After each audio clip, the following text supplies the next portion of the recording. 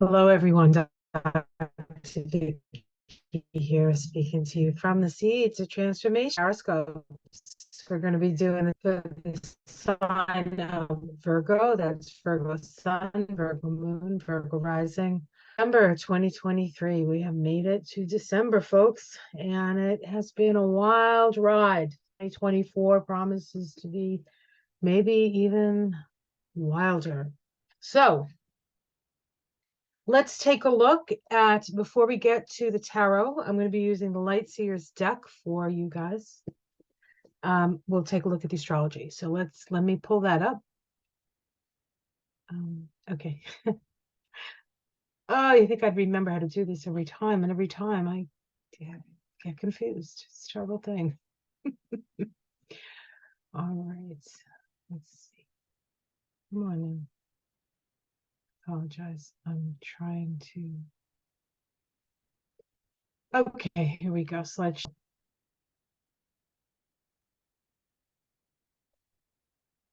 Right. So we have the sun. Start the month, of course, in Sag, as it always does. Sag is your fourth house, your house of home, hearth, family, real estate, your actual physical home, also the home of your soul. So the sun there illuminates all those things. Of course, this is right before the holidays, so most Virgos are pretty busy making their homes presentable, or maybe even making other people's home presentable for the holidays. The sun does move out of Sag on the 21st of December and moves into Capricorn. Capricorn, of course, is an earth sign like yourself. And so there's a lovely trine energy with that. So it looks like you're probably going to get most of your work done before the holidays, or you're those people who get, well, you may not be, but it might be a good idea that if you want to get what you want to get done, to try to get it done in the beginning of the month, because Mercury, your ruling planet, will be going retrograde. That happens on the 13th, I believe. After the new moon in Sag. New moon in Sag happens on the 12th, the 12-12 portal at 21 of Sag. It is falling in your, actually, this should not be here. This should be, I have this here. It should be here. So it's happening in your fourth house. You might even be, I don't know, maybe you've moved and you're like starting a new house, a new situation. That's possible too, but there's a lot of energy in that house. We also have Mars in Sag all month, and so there's a lot of energy in all those things I spoke of: the home, the family, all of that stuff, the soul, very active. Mercury, of course, goes retrograde, and it starts the month on, as December starts, Mercury moves right into Capricorn, and it's there until the 23rd, because it goes forward, turns around, and then squeaks back out of Capricorn back into Sagittarius. I feel like, you're a Mercury ruled sign, and we always have Mercury retrogrades. We have 3 to 4 a year. So there's always going to be a moment when you have to redo stuff or rethink stuff. These Mercury retrogrades that we have had, I believe, have all been in fire. Is that fire or earth? But this one, I wish I could remember. This one starts in earth and then goes back into fire. So I feel like there's a reevaluation of the more practical matters, and then you look back at the philosophy that brought you to the decisions that you made, and this is an opportunity for you to change things around if you find that it's not working for you the way you originally had hoped, or the way you had originally planned. Venus, the planet of love, starts the month in Virgo. She loves being in Virgo. She's had a hard slog. Venus has, being retrograde in Leo and being in Leo for so long. Not that Venus doesn't like being in Leo. It's just it doesn't like being retrograde in Leo. It really takes a shot to its self-confidence. But of course, self-confidence needs to be true self-confidence, and I think that's what confidence, that the self, the capital S self, knows the way forward, and that the ego will sometimes have to acquiesce to the greater plan that your soul has for you. Venus is in Libra till the 4th, spends most of her month in Scorpio, and then moves into Sag in the 29th, I think, of December. Venus spending all that time in your 3rd house. This is a good time to make nice with the neighbors. Maybe even, do some caroling, bring some eggnog, invite the neighbors over for tea, talk to your brothers and sisters. It's an opportunity to reach out for that kind of energy as Venus moves through that place. Jupiter, the planet of expansion, has been retrograde and actually stations direct this month, but it doesn't station until the end of the month, the 30th. So it's pretty much moving backwards all the same until the 30th. If you happen to have a book that you're writing or printing, things will start to move a little bit faster and further and forward after Jupiter goes direct, which will happen, as I said, on the 30th. Did I say that? Well, that's when it's happening. I might not have said it. Neptune also changes direction. It's interesting, the 2 planets associated with expansion change direction, go direct. Neptune goes direct on the 24th of December, so the day before Christmas. And on the 26th of December, we have a full moon in Cancer. So Christmas, the time around Christmas and the holidays is going to be very, very emotionally full, we'll say. Okay, what else is happening? Saturn is going direct. It's in your house of partnerships. It's there for a while. Saturn's almost in Pisces for 3 years. And so all your relationships are getting stress tested. How fun is that? We also have Neptune there. And, Neptune's there for a long time, 14 years. But when it just change direction, things can change. So you may feel subtler changes, or maybe one big tidal wave of change moving through your relationship house. Uranus is retrograde still. It's by the end of the year, it's the only planet, Mercury, the planet of the lower mind, the logical mind, and Uranus, the planet of the higher mind, our higher vibrational self, our individuated unconscious, which holds within it our past lives, our past and our future possibilities. Those are the only 2 planets that are going to be retrograde at the end of the month, at the end of the year. And then in January, they both go direct. So once Uranus goes direct, which is further into January, then everything is moving forward. And we will notice that things speed up really quickly.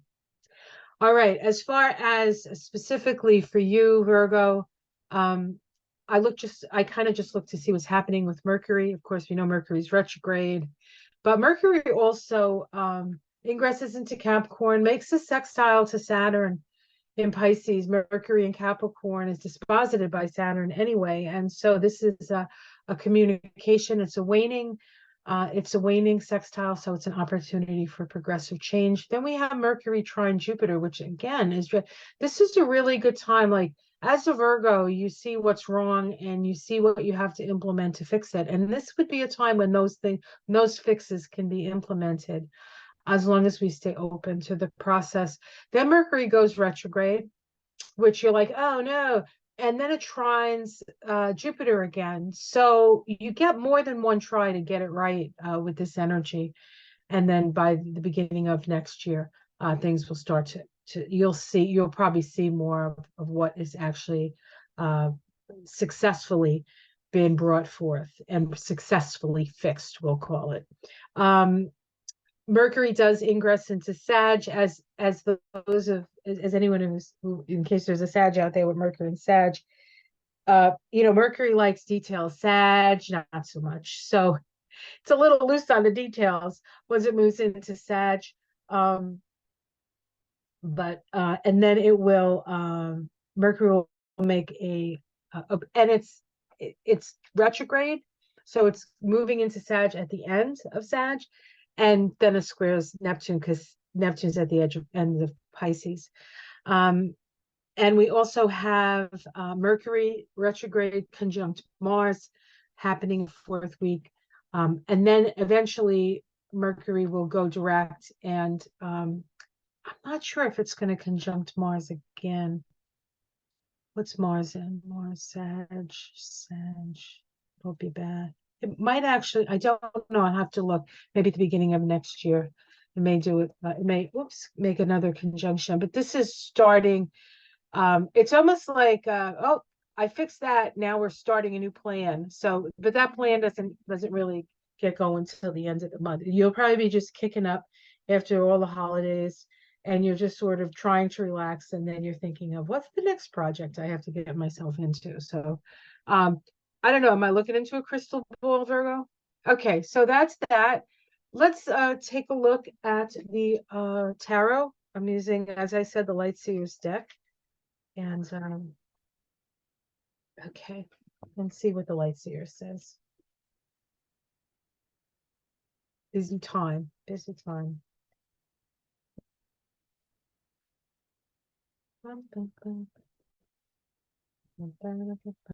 You know, I was watching those like shorts, and there's this couple called the Brazilian couple. I don't know if you've ever seen them. They're always dancing. It's so cute.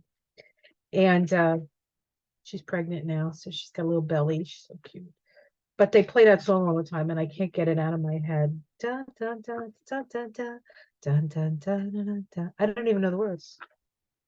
Bum, bum, ba, ba, da. Talking about hey ya, hey ya. Wicka, go. I don't even think I'm saying the right words. All right.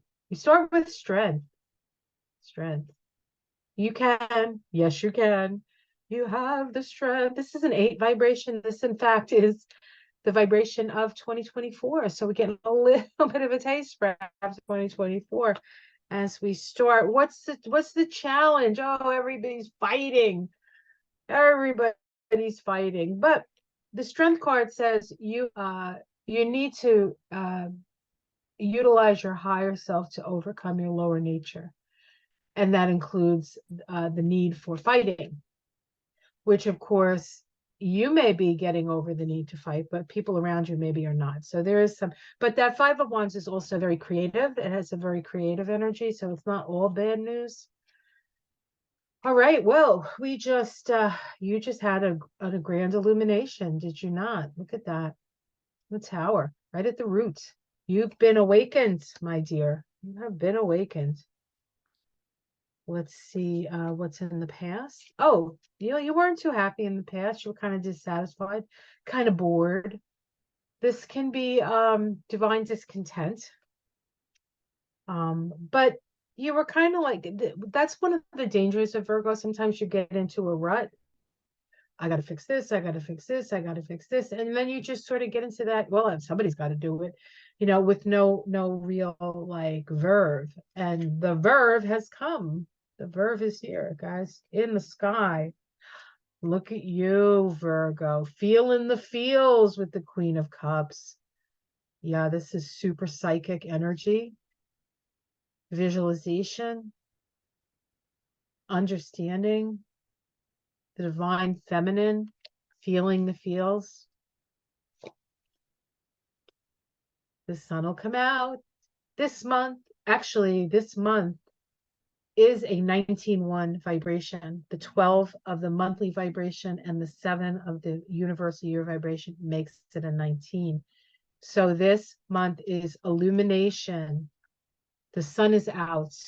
The sun is out. The destruction or the breaking down of what no longer serves has happened, and you will be illuminated to many things, including the truth. How it's seen from the outside, you're starting a whole new thing. This is very exciting. Wow, these cards are full. The Fool. Some people will think you're crazy and foolish, but most people, the people who count, will know that this is a big leap of faith for you. Your domestic situation. the Virgo card, the Hermit. Being in your power, Virgo, you know a lot. You know a lot. This is somewhat isolating as well. So, I talked about doing all this stuff for the holidays, but you may want to just kick back and not have to attend to everybody's needs this holiday. That would be fine too. I think whatever makes you feel empowered is a good thing, but it does require a whole lot. This month requires a whole lot of meditation and accessing the wisdom that you have in whatever situation you find yourself in. Hopes and fears. This is the Six of Swords, moving away from difficult situations. Yeah, you want peace. You want peace. And I don't blame you, because this is what's challenging you. There isn't a whole lot of peace in your environment. I think this card in the domestic situation, I think is hard for you right now. Is this, as the domestic situation reminds you that when you get home, your work is done. Okay. Your outcome, you're on your way. You are moving and a grooving quickly. Things are going to move quickly. As I said, when January rolls around, things are going to be like bang, bang, bang, bang, bang. So do your due diligence now. If there are delays, Mercury is retrograde, don't fret. Just gives you another opportunity to make it better. Okay. Let's see what's underneath. Good work. The Hanged Man. This is about attending to the things that you can to and leaving the rest to spirit. You can't handle everything. You can't fix everything. And in fact, not everything needs to be fixed, but everything needs to be seen. Okay. So keep your eyes open, keep your third eye open, and try to keep a certain level of serenity. That's why I think things like meditation might be very helpful this month for you. And we have the Knight of Wands, which is a party. So maybe you'll go out and do a little boogieing. Boogie. Boogie. I don't know if that's the word to that either. Anyway, let's take a look at the Starseed Oracle. Wow, some big changes, Virgo. You'll have to let me know. I'm curious.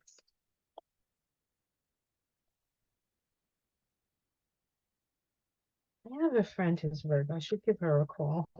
See what's going on. Hey, how's it going? From the other end of the phone. No, it's not going to be like that at all, Virgo. That was a joke. Don't get nervous, Virgo. It's a joke. All right. What does the Starseed Oracle have to say?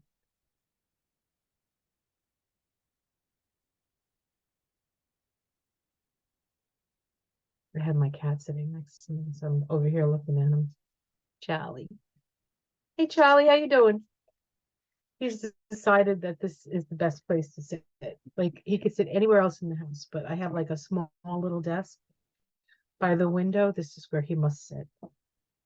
Activated Earth. Wow. How very Virgo. Let me read this to you.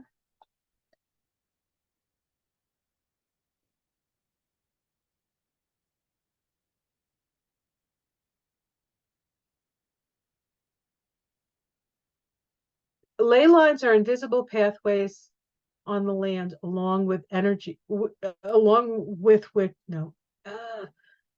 Ley lines are invisible pathways on the land along which energy travels.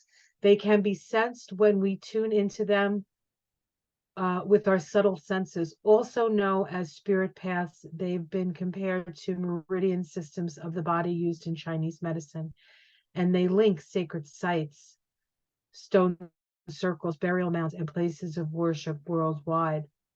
In Australian Aboriginal culture, song lines were the paths traveled by the creator beings as they made their land, as they made the land and the sea during the dreaming. These paths were recorded in the traditional songs and dances of the people, allowing them to access information about the land's history and to travel safely across great distances. Many believe that we visit such sacred points on earth, something is activated within us. Some also believe that by connecting with the land with devotion at the sacred places, something is activated within the planet as well. You are being called to travel to a sacred place that your soul remembers, question mark, or tend to land you live on, to honor and acknowledge the known and unknown keepers or nature spirits of the land. As you connect with the earth and honor its keepers, the land opens more fully to hold you. The fruits provide more nourishment, and the guardians watch over you. You are an earth sign, after all. It's one of your superpowers. Talk to the fairies. All right. Well, navigate December. Please like and subscribe if you would, if you'd like to support me in a more concrete way. I do have a Patreon page. You can become a patron for as little as $5 a month. It's pretty much what I put on Facebook, only it's an opportunity for you to support me as I put stuff on. Did I say Facebook? Oh, God, I hate Facebook. YouTube. But I also do put special things on the Patreon that only patrons can get. So, and I am going to put some special things on for the new year that only the patrons get. So if you want to know what that is, so exciting. You can become a patron. Otherwise, thank you for your attention. It's been a crazy year, and I look forward to spending this next year, which may be a tad bit crazier, perhaps, with you as we navigate the very interesting waters of the time that we are in. Have a wonderful holiday season, whatever holiday you celebrate, and namaste. Take care.